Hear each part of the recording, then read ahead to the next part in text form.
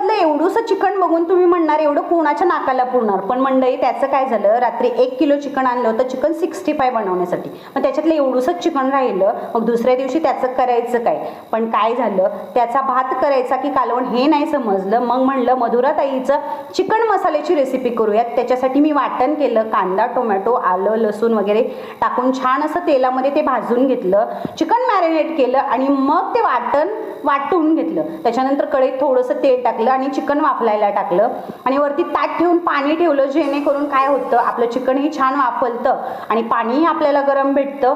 मग जो मसाला बारीक केला होता चिकन वाफल्यानंतर त्याच्यामध्ये टाकला, ते सुटेपर्यंत तो परतून घेतला आणि जे मसाले लागतात ते टाकले, लाल तिखट, धना पावडर, चिकन मसाला आणि चवीपुरतं मीठ.